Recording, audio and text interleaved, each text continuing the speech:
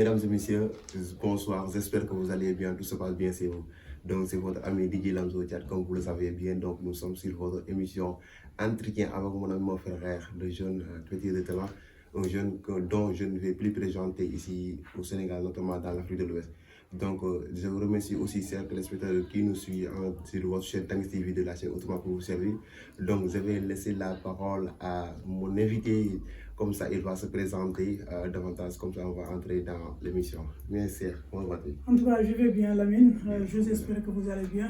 Tout d'abord, nous allons commencer par remercier Dieu le Tout-Puissant qui nous a donné l'occasion aujourd'hui d'être là sur ce plateau. Et j'aimerais vous dire aussi merci pour l'invitation parce que c'est un honneur pour moi d'être là aujourd'hui afin de partager avec vous le peu de savoir que j'ai.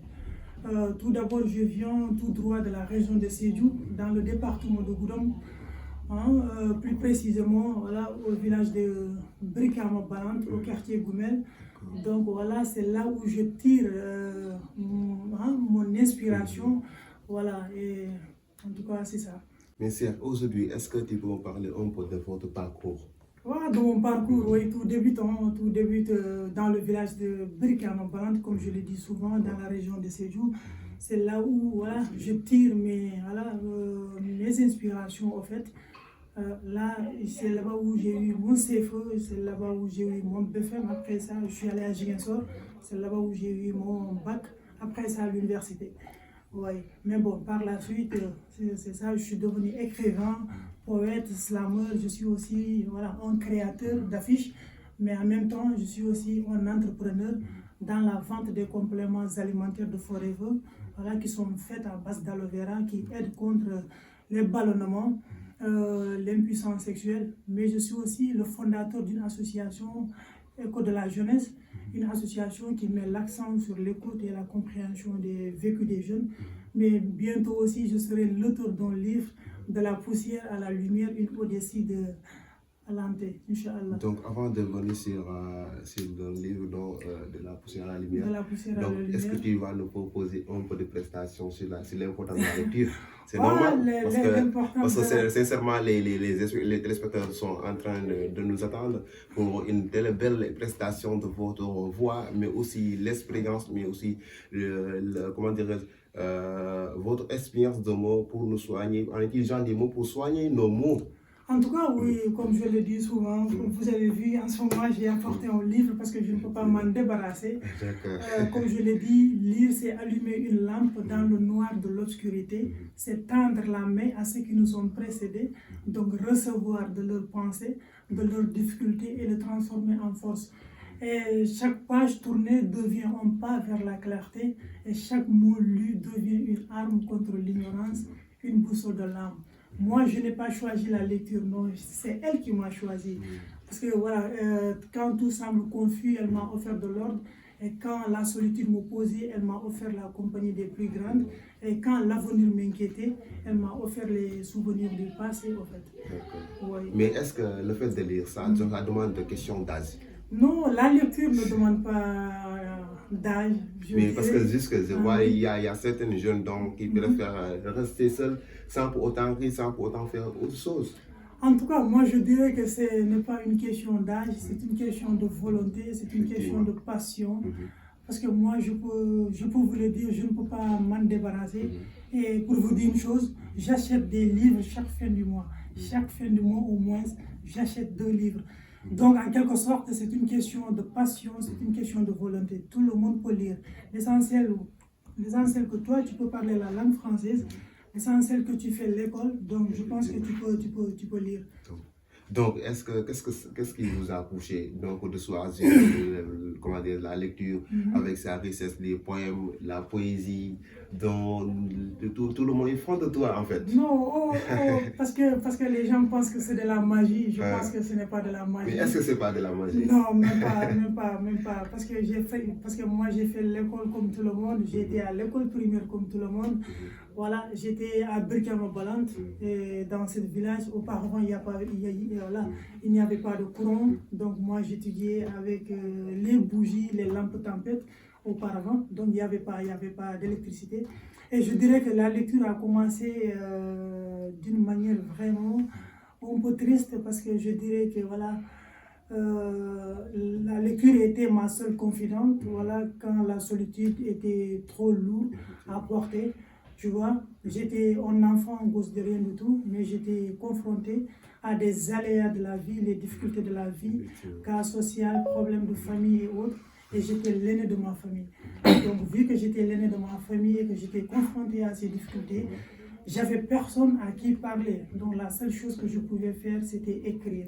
Et écrire est venu pour rester debout, pour ne pas sombrer.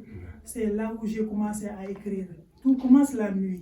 Avant que je m'endorme, d'accord, je prends le temps d'écrire, voilà, de vider ce sac devant Dieu et devant la feuille, de dire aujourd'hui j'ai fait telle chose, aujourd'hui j'ai fait telle chose. C'est là où est née l'écriture. Effectivement, sur le point de l'écriture, mais est-ce que c'est à une fois participé aux compétitions de slam ou entre autres? Oui, j'ai participé à pas mal de compétitions de slam parce que le slam n'était pas venu comme ça, ça a commencé en 2019. Lorsque j'étais à Ziguinchor, j'ai fait la rencontre de pas mal de personnes là-bas, des jeunes comme Voix Potable, Gaël El Prési, qui est aussi actuellement au niveau de Matam et autres. Donc voilà, nous étions en tout cas des amoureux des mots, des amoureux des lettres, et nous avons décidé ensemble d'organiser un collectif qui est le plus puissant collectif aujourd'hui au niveau de Ziguinchor, Slam-O. En tout cas, je le salue de passage, je veux le dire que voilà, votre frère est toujours là. Ça fait depuis 2022, j'ai quitté ces gens-là. Mais bon, je suis aussi dans le groupe, je participe à leurs activités. Donc tout a commencé comme ça. Et là, bon, nous avons participé à pas mal de compétitions. Mais aujourd'hui, le slam est devenu plus développé qu'auparavant, vers les années 2019. Ouais. Donc, mais qu'est-ce qui vous a poussé à le fait de chaque mois rester seul et acheter 2 livres au moins par mois? Et c'est tout à fait quelque chose qui est tellement difficile. Parce qu'il y a des gens, je dis la vérité, il y a des gens, ils peuvent rester des années sans pour autant acheter une livre. Oui. Mais vous, à chaque 2 mois, au moins, vous achetez 2 livres. Effectivement, à chaque 2 mois, j'achète 2 livres, au moins. Si c'est petit, j'achète 2 livres chaque fin de mois pour me cultiver. Et je n'achète pas aussi n'importe quel livre. Donc, avant d'acheter un livre, je fais des recherches sur ce livre. Tout d'abord, je cherche à savoir ce que ce livre pourra m'apporter. Donc, maintenant, le fait de rester seul et de lire, comme je l'avais dit souvent, parce que la lecture m'a sauvé la vie.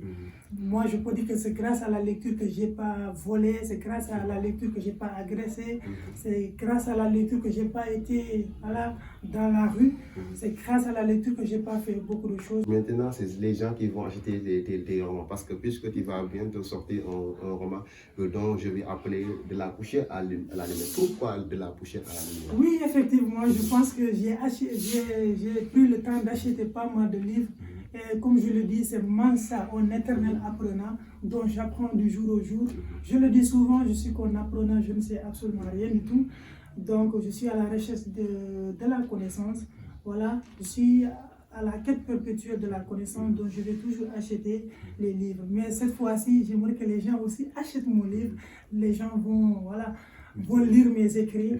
Donc, De la poussière à la lumière, c'est une odyssie d'un jeune homme, d'accord, donc qui a quitté le village et lui, il a décidé d'aller en ville. Et il ne va pas aller en ville pour aller faire de la mécanique et autres, tandis que lorsqu'il était au village, il avait appris ce qu'on appelle la vannerie. La vannerie, c'est l'art de tisser les paniers. Donc maintenant, là-bas en ville, il ne va pas se limiter à la fabrication des paniers, il va essayer de transformer son métier en un véritable art. Donc maintenant, le métier sera vraiment très connu et un beau jour, il va décider de retourner au village. Il va aller apprendre à tous ces jeunes-là comment on fait de la vannerie. Et cet homme-là, c'est moi, Lanté. Moi, à travers mes mots, je tisse les liens. Et lui, à travers son retour au village, moi, c'est mon engagement envers la jeunesse. Donc voilà, c'est toi, c'est moi, c'est tout le monde, c'est ce livre, c'est pour tous ces gens-là aujourd'hui qu'il veut réussir, mais sans oublier d'où il vient. Et pourtant, ça fait de l'actualité. Ouais. Et puisqu'on voit aussi les gens qui sont dans les villes, presque ils viennent des villages et ils viennent aussi cultiver pour en faire retourner dans le village, Ouais. pour investir un peu dans tous les domaines. Oui, effectivement, c'est ça, parce que dans ce livre, on parle de l'enracinement, et aussi on parle de la modernité, mais aussi voilà, du partage. Et comme je suis en train de le faire aujourd'hui, moi j'ai appris la lecture, j'ai appris j'ai appris l'écriture, la lecture, et aujourd'hui je suis en train de me former, mais je veux aussi former d'autres, donc c'est ça. Effectivement, donc ça fait, si je ne me rappelle pas, si je ne me trompe pas, il y a un jour, on s'est rencontrés au Claque d'Engeko. Là, tu disposais des cours de salam. Ouais, mais j'espère qu'avant de quitter, tu vas nous faire un petit texte de salam dont les fans qui nous regardent peuvent aussi bénéficier. Il n'y a pas de souci, En tout cas, je dirais que c'est ma passion de slamer, de déclamer, d'éveiller les consciences, comme je le dis. L'écriture, c'était pour ne pas sombrer, mais le slam, c'est pour aussi, et voilà, le slam, c'est aussi dans le but d'aider les autres, voilà, d'éveiller les consciences, voilà, de partager mes émotions avec les autres. D'accord, donc je vais fermer cette parenthèse de slam, donc on va retourner encore sur de la poussière à la lumière. Donc tous les gens qui veulent aussi se bénéficier de cette lecture, de cette richesse, des mots qui vont soigner des mots, mais aussi qui vont servir de motivation. Parce que je pense que c'est un roman qui va servir à tout un chacun de nous. Donc comment les gens peuvent faire pour en bénéficier? Les gens vont en bénéficier une fois que la publication sera faite, parce que nous avons déjà fait la publicité. Et beaucoup de gens me posent la question si c'est un recueil de poèmes. Non, je suis slamour et poète, mais ce n'est pas un recueil de poèmes. En fait, c'est un roman voilà, qui va vraiment soutenir les jeunes avec l'éveil des consciences. Donc, ce n'est pas un livre de développement personnel. Et après la publication, Inch'Allah, je sais que nous allons revenir ici, nous allons faire l'étude du livre et Inch'Allah, nous allons le partager aux gens. D'accord, donc c'était, comment dirais-je, de la poussière à la lumière. Donc attendez ça. Donc quelles sont les prochaines étapes de Cheikh? Les prochaines étapes de Cheikh, c'est toujours impacter les jeunes. C'est toujours impacter les jeunes. Je leur dis, il faut lire. Si tu as la capacité de lire, il faut lire. Parce que, voilà, dans la lecture, vous allez retrouver des vérités que vous n'allez jamais rencontrer quelque part. Mais moi, toujours, je le dis souvent, je vais continuer à écrire avec comme objectif de publier chaque année un livre. C'est mon défi. C'est excellent. Ça a commencé cette année avec l'écriture de mon livre. Donc, nous sommes encore en train de préparer, d'accord, voilà, un deuxième livre que nous allons présenter à l'éditeur et Inch'Allah. Inch'Allah, qu'Allah accomplit les projets. Donc, quel est votre message à la jeunesse vu la situation d'aujourd'hui? La vie est tellement difficile. Quel message vas-tu donner à la jeunesse? Moi, je le dis souvent, vous avez vu ce livre-là de David Goggins.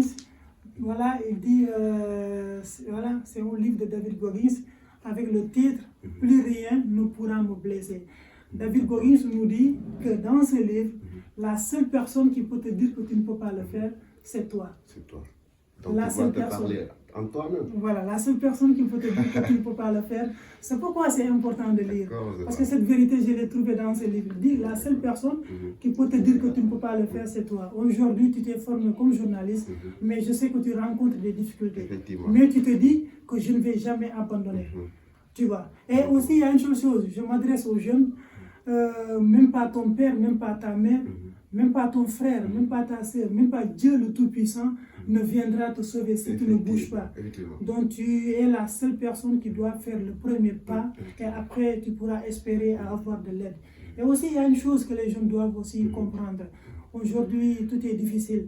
Donc voilà, maintenant c'est à nous de rendre le difficile là très facile. Et aussi les jeunes aujourd'hui sont confrontés à pas mal de difficultés, de la pression sociale et autres, des jugements des autres. Et je le dis souvent, le jugement des autres ne va jamais payer tes factures. Et le problème, ce n'est pas le jugement des autres aussi, mais c'est ce que tu fais de ce que les autres pensent de toi. C'est ça le problème. Donc mon message aujourd'hui à travers les jeunes est de leur dire, voilà, de persévérer. Madame, en ce moment-là, Moi, aujourd'hui, je vois des gens qui vous disent que voilà, la confiance en soi, la confiance en soi. Tu vois, donc je demande aux jeunes aujourd'hui, voilà, de faire d'abord cette première part de la connaissance de soi et après la confiance en soi et aussi la discipline. Effectivement. La discipline. Tout à fait. Il faut comprendre notre temps, de persévérer. Il y a des choses qu'on peut contrôler, mais il y a des choses qu'on ne peut pas contrôler. Effectivement. Tu vois, il y a des choses qu'on peut contrôler, mais il y a des choses qu'on ne peut pas contrôler. Donc je demande aux jeunes aujourd'hui la persévérance et surtout la patience. D'accord, la patience. Et surtout, il faut faire des choses légales. Donc c'est pourquoi un écrivain disait que comment dire, l'avenir de la jeunesse c'est un peu compliqué. C'est un peu compliqué. Des fois c'est difficile. Voilà, tu es fatigué moralement, psychologiquement, mais vous devez continuer à voir car vous avez des rêves à réaliser, mais aussi une famille à ne pas décevoir. Donc je vais dire courage à tous les jeunes qui se battent des jours comme nous pour assurer leurs indépendances. Donc quels sont tes derniers mots? Mes derniers mots ici, bon, c'est tout d'abord remercier Dieu le Tout-Puissant qui nous a donné cette occasion, comme je l'avais dit tantôt, et vous aussi vous dire merci pour cette occasion, et aussi dire à tous les jeunes d'aller se faire former, dans les métiers qui peuvent les apporter quelque chose. Et surtout, il faut lire quand on a la capacité de lire. Je le dis souvent, lisons et lisons. D'accord, c'était votre émission, votre entretien avec, comment dirais-je, mon très cher Sana, donc, qui est un apprenti poète. Donc, sans plus tarder, je vais aussi faire un petit résumé sur lequel il a tout à l'heure précisé. Donc, vous, la jeunesse, je vous conseille aussi de lire les romans, de lire les poèmes, parce que ça va vous permettre comment dirais-je, d'enrichir votre capacité intellectuelle. Donc, chers internautes, chers téléspectateurs, je vous conseille d'acheter aussi le roman De la poussière à la lumière, parce que c'est un roman qui parle de toi, de moi et de nous tous. Donc, c'est un roman dont tout le monde doit avoir dans sa chambre. Donc, je vous dis à la prochaine. Et c'était votre émission, votre entretien, DJ Lamzo et Cheikh Sana, l'homme fort, l'incontournable. Merci, à la prochaine.